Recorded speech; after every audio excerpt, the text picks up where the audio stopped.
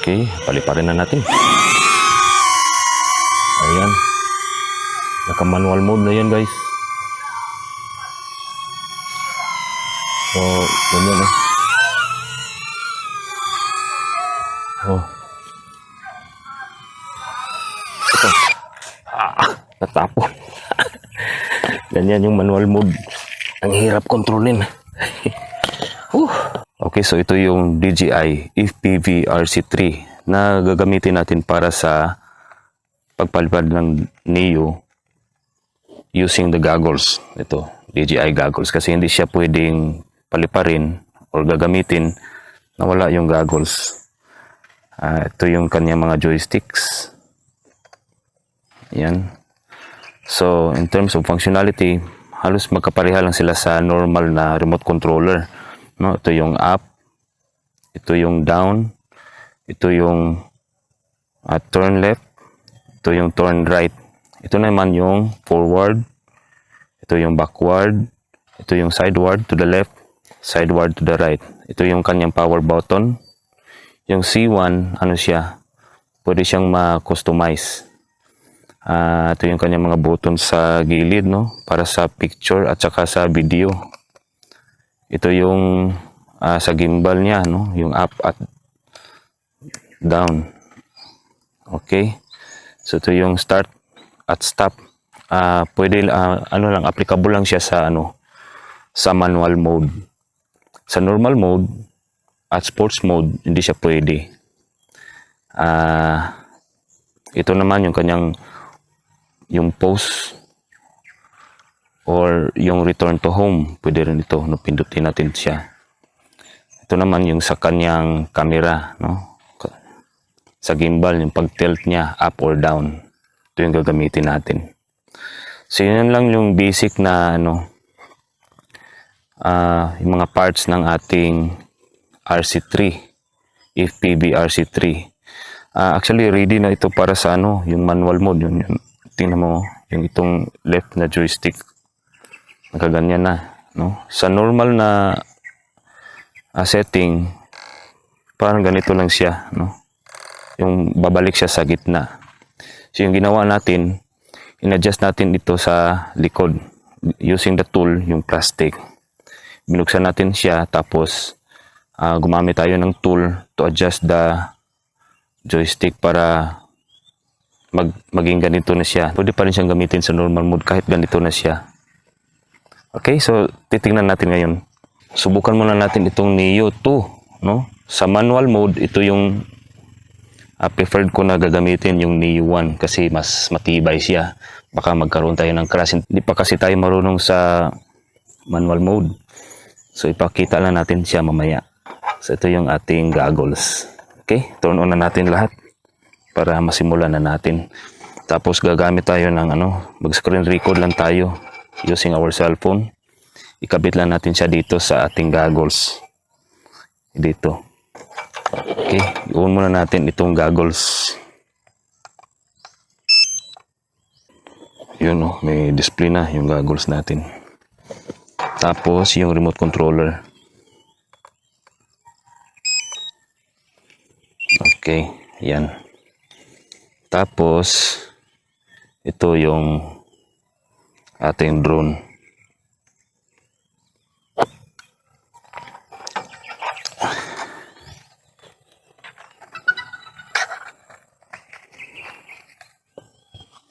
Okay, titingnan natin dito kung kumukonek ba siya.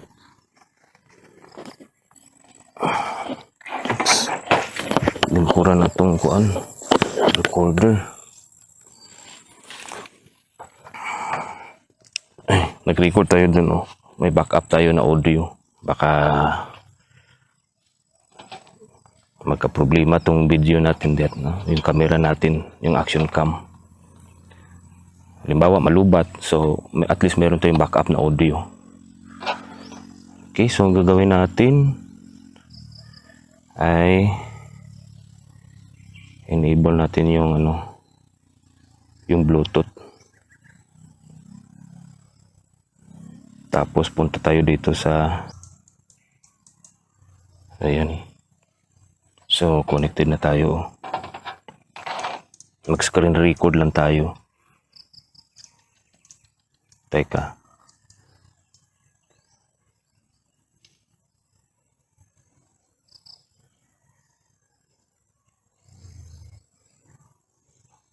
Ayan, screen record lang tayo guys.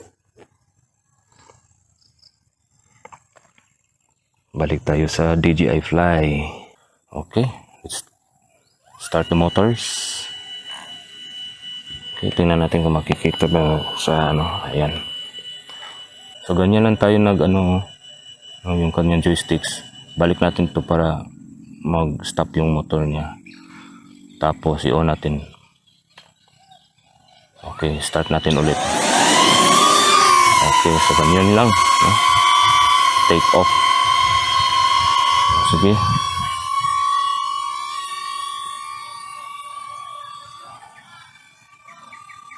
Okay. Dito lang tayo sa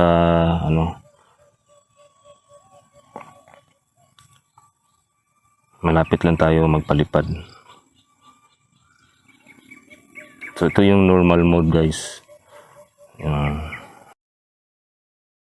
Andito pala tayo sa sa bukid kasi yung father-in-law ko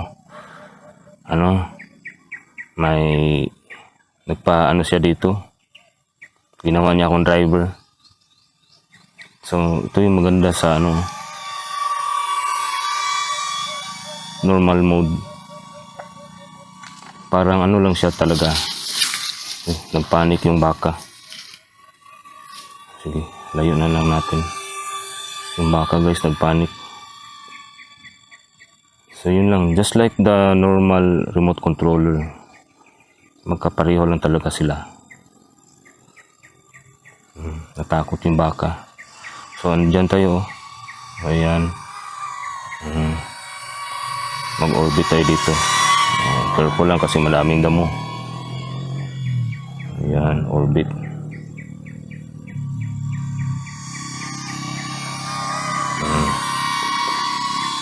Natakot yung baka. So this time, so ganyan lang. Tingnan natin kung magre-record ba siya sa dito sa kanyang button. Tingnan natin. Pwesto muna tayo dito. Yung baka nagtago na. Tingnan natin yung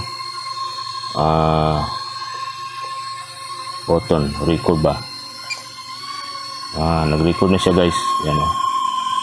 Tapos post on natin ulit. Stop recording na siya. Okay, so walang storage yung ating goggles. Buti na lang meron tayong naka-screen record tayo sa ating cellphone. Okay, naubos na yung storage sa goggles natin. Okay, landing na tayo. Ayan, so nagla-landing na siya. So this time, yung manual mode naman, no? So paano ba yung manual mode? So dito, tingnan natin dito sa goggles natin. Yan, sa menu. Dito tayo sa settings. Tapos, dito tayo sa control. Remote controller. Then punta tayo dito sa custom mode. Pindutin natin yan. Tapos, punta tayo doon sa manual mode. Okay, then confirm. So kung makikita natin sa screen, nakabukas yung sa likuran ng controller. Kasi dyan natin itatighten yung screw sa ating stick. Confirm lang natin yan. But before that, balik muna tayo dito kasi iba yung gagamitin natin na drone, no? Yung Neo 1 lang. Okay, sige, set up muna natin siya ulit sa Neo 1. Turn off natin to. Okay, so subukan natin yung manual mode. So kung gusto nating shift ng ibang drone from Neo 2 to Neo 1, i-on na natin to. Ganyan. Tapos tingnan natin sa goggles. Okay, kasi kailangan natin mag-switch ng drone sa ating goggles. Okay, so connected na siya, no? So this time, susubukan natin yung manual mode. Ito, hindi muna tayo gagamit ng goggles guys, no? Subukan lang muna nating mag-hover. Ito, pindutin muna natin to, status, tapos sa settings, control. Okay, tapos doon tayo sa remote controller. Punta tayo sa custom mode, yung manual mode. Okay, tapos confirm. So naka manual mode na po tayo. Ayan. Tingnan natin dito. Pindutin natin ito, no? Sa manual mode. Teka, sports, normal, balik, manual. So yan, manual mode na yan. So good luck sa atin, no? Yung joysticks pagka manual mode dapat nakaganyan siya. Dito siya sa gilid, sa nakasagad siya sa pinaka-daplin. Tapos pwede na natin siyang gamitin ito, yung start button. Para mag-start yung button, yung motors, i-double click lang natin to start the motors. Ayan. Okay. Tapos to stop the motors, so ganyan lang. No? Bakit may ingay dito? Tingnan natin ha. Okay. Naka pala siya, naka-standby. Naka-standby yung naka-record natin guys. Sige. Kinabahan ako kasi first time nating mag-manual mode. Sige, paliparin na natin. Padaplin muna natin tong isang camera. Lubat na yan. Ubusan tayo ng battery kanina. Okay. So manual mode, let's go. Start the motors.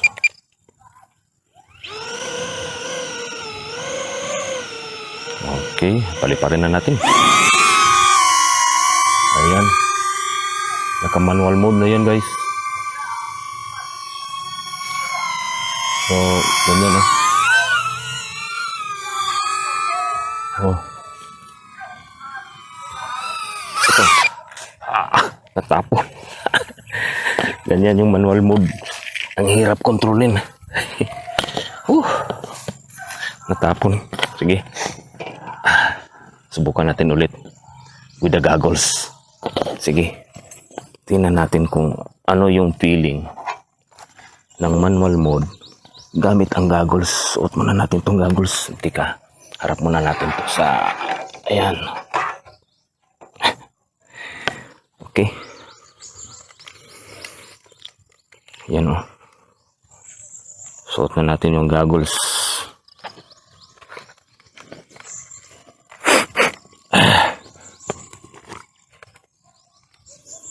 Okay. Yung remote. Ayan, remote controller. Start natin. Teka. Kailangan siya. Ganyan siya, nakaharap doon. Mas safe pag nakaharap doon, no? Manual mode nga eh. So, okay. Manual mode. Let's go. Manual na tayo guys. Kinabahan ako. Okay. Manual mode na yan. Okay. Okay, first time natin mag-manual mode. Nako. Patay. Happy mga patay. Okay. Saan ba yan?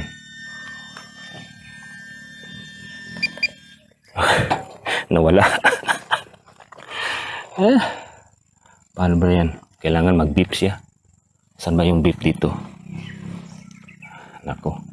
Hindi siya makita guys. Tingnan natin yung beep. Saan ba yung beep? Nawala yung beep eh. Hanapin na lang natin guys. Dito lang yan eh. Oh. Uh.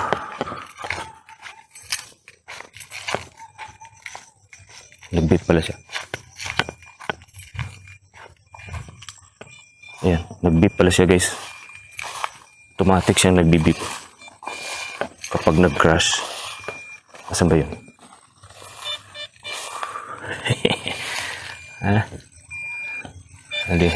Dito lang pala siya. Okay. Yan. Ay, nako. Buti na lang may beep. Hawak mo ang beep. Sige, exit na natin. Ayan. So, ito pala yung ginamit natin na customized button para sa beep. Ito, yung C1. So, importante talaga may ganyang function or menu sa button natin. Just in case mawala siya, hindi ka mahirapang maghanap kasi mayroon siyang tunog. So, ganyan lang muna. No? Yung video natin.